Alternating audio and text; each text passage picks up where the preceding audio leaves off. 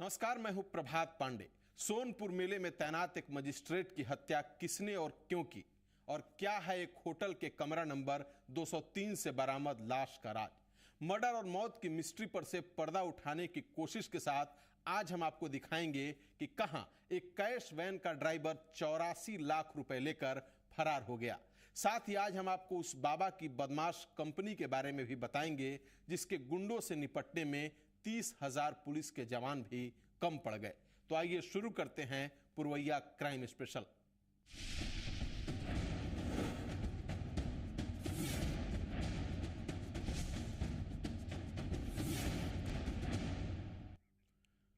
बेगूसराय में एक cash van का ड्राइवर 84 लाख रुपए लेकर फरार हो गया। वारदात तब हुई जब कैश वैन में पैसा लेकर गई बैंक की टीम एक एटीएम के अंदर पैसा डालने गई थी। इसी बीच वैन का ड्राइवर वैन में रखे सारे कैश लेकर उड़ गया। बेगूसराय के एसपी मनोज कुमार अपनी टीम के साथ इन झाड़ियों में इस कैश वैन के उस ड्राइवर की तलाश कर रहे हैं जो स्टेट बैंक ऑफ इंडिया के 84 लाख रुपए लेकर फरार हो गया। लेकिन काफी देर तक खोजबीन के बाद भी पुलिस को अब तक तस्वीरों में नजर आ रहे इस शख्स का पता नहीं चल सका है। मंगलवार को इस बेगूसराय एसबीआई की मेन ब्रांच से पैसा लेकर बैंक की टीम इसी कैश वैन से सभी एटीएम में पैसा डालने निकली थी। लेकिन रिफाइनरी इलाके में गेट नंबर 1 के पास जब बैंक की टीम पैसा डालने इस एटीएम के अंदर गई तो ड्राइवर वैन लेकर फरार हो गया।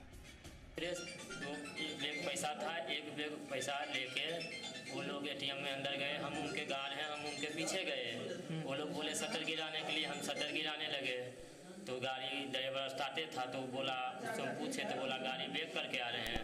वो गाड़ी लेके भाग गया बैक करने के बहाने। तो हमने कस्टोडियन को बताया कि गाड़ी नहीं है सर, गाड़ी लेके भाग गया। तो उसने फ़ोन किया तो वो बोला कि जो ड्राइवर से बातचीत हुआ, कस्टोडियन लोग ड्राइवर से बातचीत किए तो बात हुआ तो बोले कि जो सब बात हो चुका ड्राइवर से गाड़ी घुमा के लेके।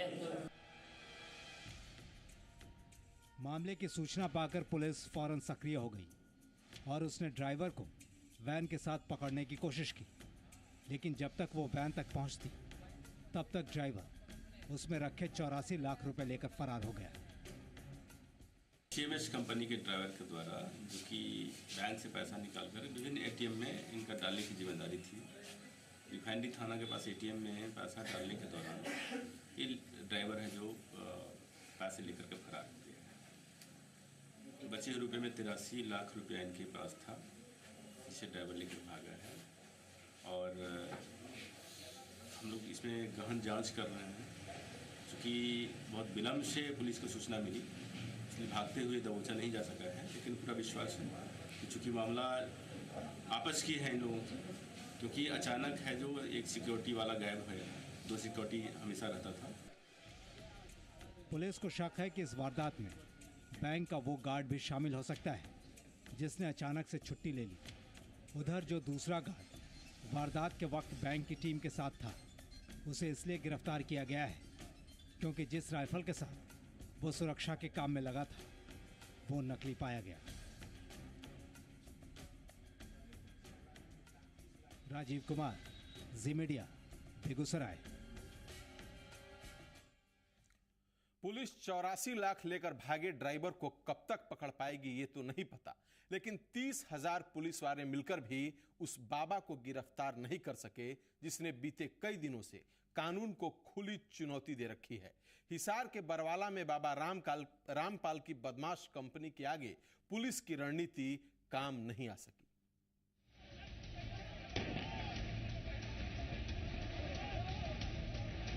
एक स्वयंभू संत ने 30,000 पुलिस की फौज के छक्के छुड़ा दिए।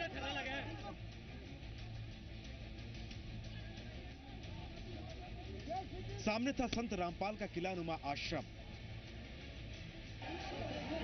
और दूसरी ओर थे हरियाणा पुलिस के 30,000 जवान।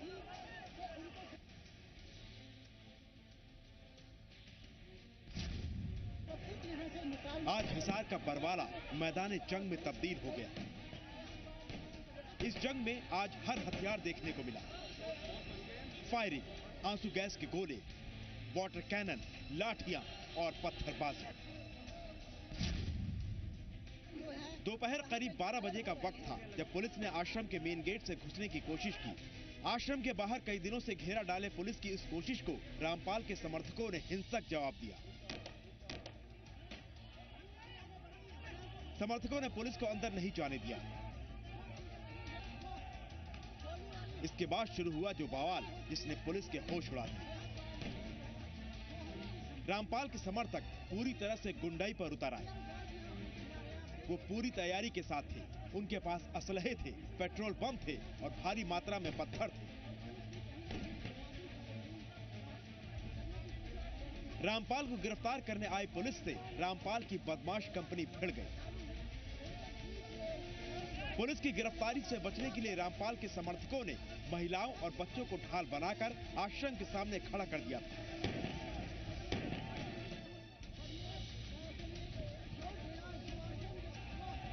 ताकि पुलिस आश्रम में दाखिल ना हो सके। इन महिलाओं और बच्चों को हटाने के लिए पुलिस को वाटर कैनन तक का इस्तेमाल करना पड़ा। पहला हमला आश्रम के अंदर से हुआ। रामपाल के समर्थक आश्रम की छत पर इकट्ठे हो गए। छत से ही पुलिस के ऊपर हमला किया गया।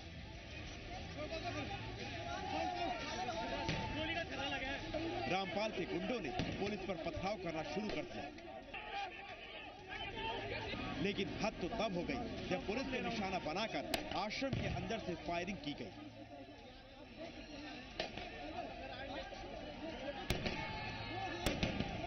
तस्वीरें और आवाज फायरिंग की गवाह है। ये देखिए, आश्रम की छत से रामपाल के समर्थक फायरिंग कर रहे हैं। फायरिंग के बाद छत से धुआं निकल रहा है। They are having ammunition inside and they are firing from both side. जवाबी कार्रवाई में पुलिस ने आंसू गैस के गोले दागे और लाठीचार्ज किया। पुलिस की इस कार्रवाई में कई समर्थक जख्मी हो गए।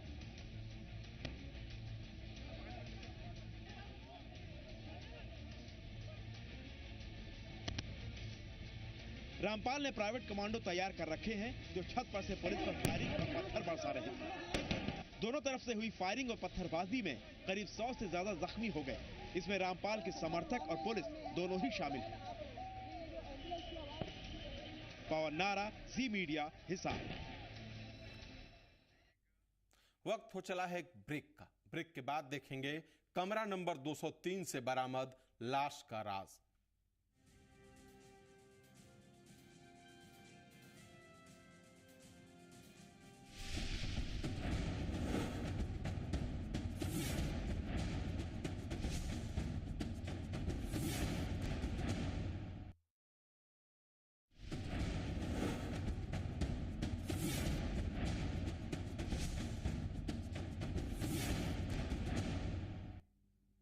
हाजीपुर में एक मजिस्ट्रेट की गोली मारकर हत्या कर दी गई।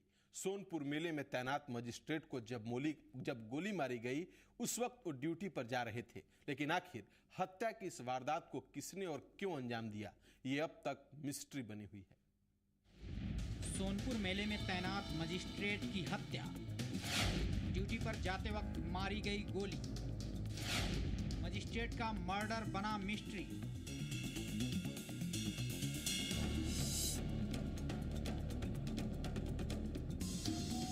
ये आईडी कार्ड है रामश्लोक राय की, जिसे उनकी लाश के पास से बरामद किया गया है। लेकिन मंगलवार को जैसे ही लोगों को ये पता चला कि रामश्लोक राय की हत्या कर दी गई, सोनपुर मेला परिसर के साथ साथ हाजीपुर के प्रशासनिक अमले में हड़कंप मच गया।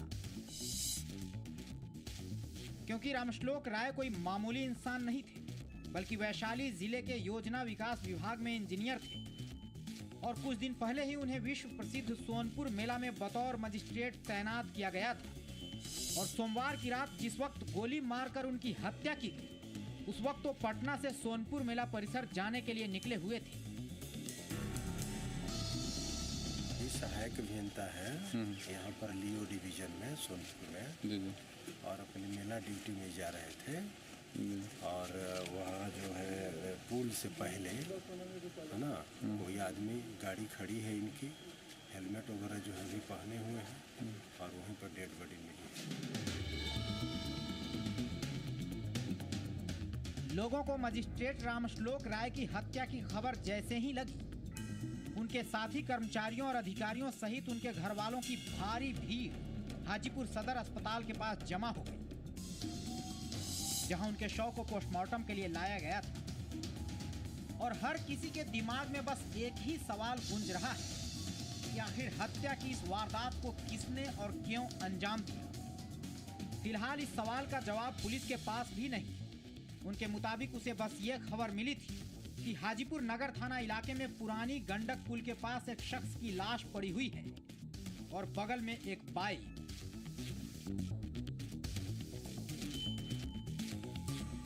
रामश्लोक राय पिता स्वर्गीय श्री लक्ष्मी राय, साकिम बाजितपुर, थाना बिद्दुपुर, जिला वैशाली, हाल मुकाम गोला रोड, थाना रूपसपुर, जिला पटना के निवासी हैं और वे सहायक अभियंता के पद पर योजना एवं विकास विभाग सोनपुर में कार्यरत थे। वर्तमान में सोनपुर मेला में दंडाधिकारी के रूप में पत्नी थे।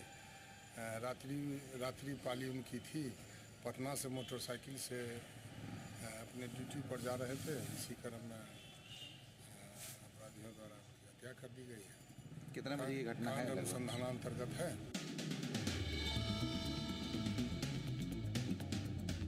आशंका जताई जा रही है कि किसी ने पुरानी रंजिश में रामश्लोक राय की हत्या की, जिसे इस बात का पता था कि वो कब घर से निकलकर ड्यूटी के लिए सोनपुर मेला परिसर जाने वाले हैं। लेकिन सवाल यह है कि आखिर वो कौन था। फिलहाल पुलिस इस सवाल का जवाब ढूंढने में लगी हुई है। विकास आनंद, जी मीडिया, हाजीपुर। पटना के एक होटल के कमरा नंबर 302 से बरामद हुई एक लाश। बताया जा रहा है कि लाश रक्सौल के रहने वाले उस शख्स की है जो किसी काम के सिलसिले में पटना आया था। लेकिन सवाल यह है कि कमरा नंबर 203 में उसने खुदकुशी क्यों की या फिर उसकी हत्या की गई। इन सवालों की पड़ताल में पुलिस जुटी हुई है।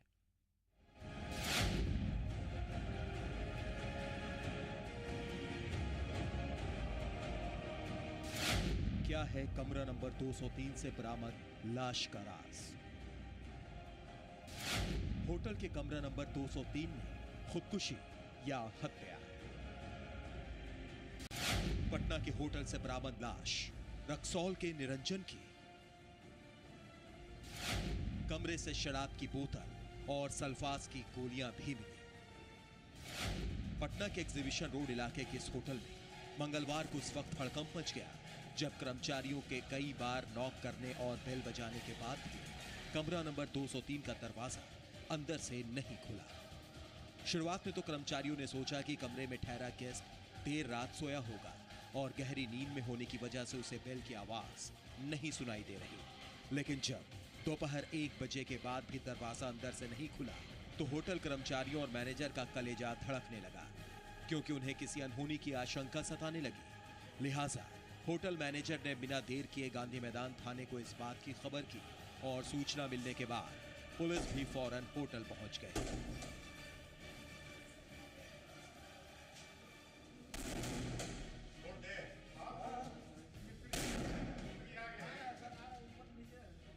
पुलिस टीम के साथ होटल पहुंचे गांधी मैदान थाने के प्रभारी राजेश्वर शर्मा ने पहले तो खुद ही दरवाजा तोड़ने की कोशिश की, लेकिन जब वो कामयाब नहीं हो सके तो दरवाजा तोड़ने के लिए कारपेंटर को लगाया गया। और जैसे ही दरवाजा टूटा, अंदर का नजारा देख लोगों के होश फाख्ता हो गए, क्योंकि पहली नजर में ही हर कोई ये समझ गया कि बिस्तर पर अर्धनग्न हालत में लेटा शख्स जिंदा नहीं बल्कि उसकी मौत हो चुकी है। कमरे से मिली शराब की बोतल और सल्फास की गोलियां। पुलिस को खुदकुशी की आशंका। लाश का मुआयना करने के बाद पुलिस ने जब कमरा नंबर 203 में पड़े सामानों पर नजर दौड़ाई तो कुछ ऐसी चीजें मिली जिससे न सिर्फ कमरे में ठहरे शख्स की असली पहचान सामने आ गई, बल्कि उसकी मौत का राज भी करीब करीब बेपर्दा हो गया। पुलिस को कमरे से शराब की एक बोतल मिली जो आधी खाली थी।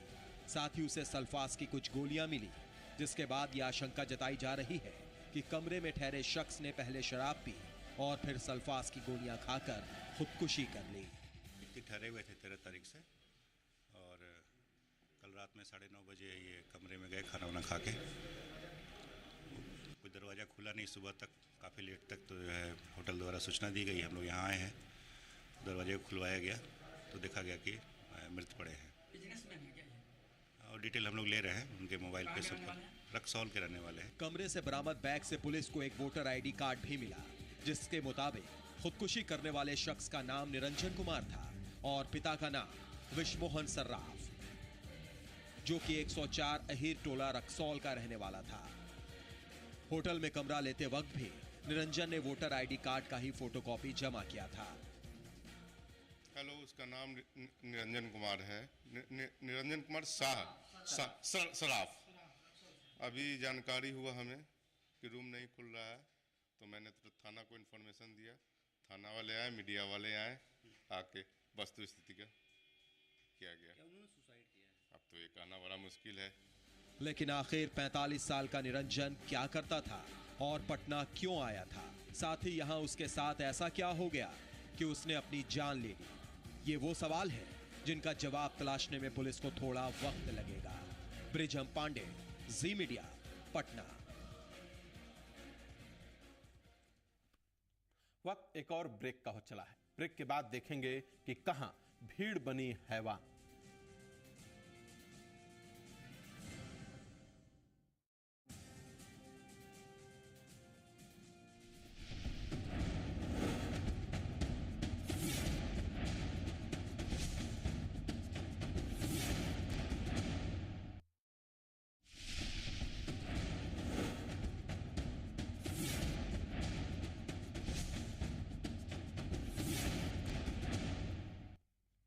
आरा में भीड़ ने कानून हाथ में लेते हुए एक युवक को जो सजा सुनाई, उसकी तस्वीरें देखकर आप दहल जाएंगे।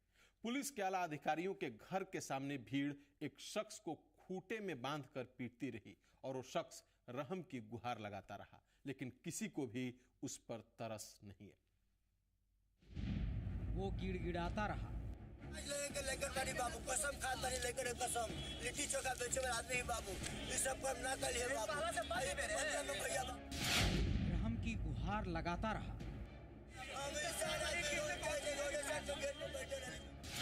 लेकिन किसी का दिल भी नहीं पसीजा। खंबे से बांधकर की चोर की पिटाई। बाबू भैया अगर विश्वास ना लिट्टी चोखा बेचे ये शख्स लगातार खुद को बेकसूर बताता रहा।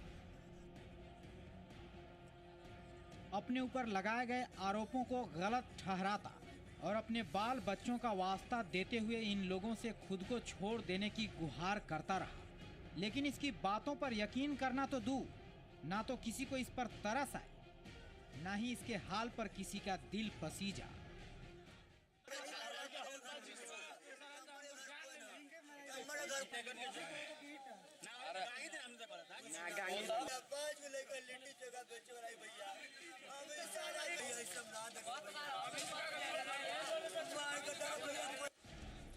रह रहकर लोग इस पर अपनी ताकत का आजमाइश करते रहे और ये सब तब तक होता रहा जब तक कि मारने वाले थक ना गए। लेकिन हैरानी की बात यह है कि जिस जगह पर यह भीड़ कानून को हाथ में लेते हुए इंसान से हैवान बन गई, वो एसपी और एएसपी आवास से बिल्कुल सटा हुआ था।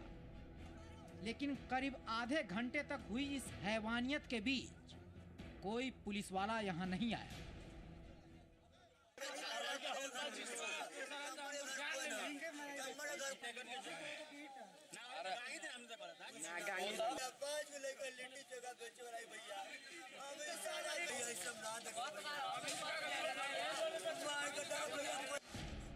आरा शहर के नवादा थाना इलाके के वाशिंदे अमर नाम के शख्स को चोरी की सजा दे रहे हैं। लोगों के मुताबिक खुद को बेगुनाह बता रहा ये शख्स ट्रेनों में पॉकेटमारी किया करता है, लेकिन मंगलवार को जब उसने दिलीप नाम के शख्स की जेब पर हाथ साफ किया तो दिलीप ने इसे रंगे हाथों पकड़ लिया और उसके बाद दिलीप की आवाज पर ये लोग खुद ही इसे सजा दे बैठे। अरे उतर रहे थे ट्रेन से, कॉल आया, कॉल उठाने के चक्कर में डिस्टर्ब हो गए। उतने देर में मारकर एक छोटे से बच्चे को दे दिया पर्स। एकदम हम देखे उतरे, इसको देखा कि ये चढ़ा हुआ है, हमको लगा कि पॉकेट मार है, अब मार करके उस साइड उतर गया, तो इसको पकड़ा गया, तो पर्स मेरा पर्स किसी और को दे दिया है। लेकिन पॉकेटमारी का ये आरोपी खुद को बेकसूर बता रहा है। इसका कहना है कि दिलीप को गलतफहमी हो गई। आरोपी के मुताबिक वो बिहटा का रहने वाला है और चाय नाश्ते की छोटी सी दुकान चलाकर अपने परिवार का पेट भरता है। 5 लेके लेकर नहीं बाबू, कसम खाता नहीं लेकर कसम, लिट्टी चोखा बेचे वाला आदमी बाबू, इस सब काम ना करिए बाबू। भैया बाबू लिट्टी चोखा खाता रहते हैं हमने का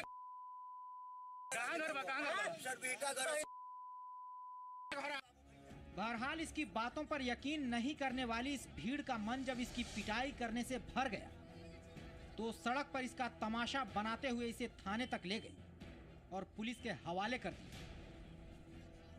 लेकिन सवाल यह है कि क्या पुलिस चोरी के इस आरोपी के साथ उन लोगों पर भी कार्रवाई करेगी जिन्होंने इसके साथ जानवरों से भी बदतर सलूक किया।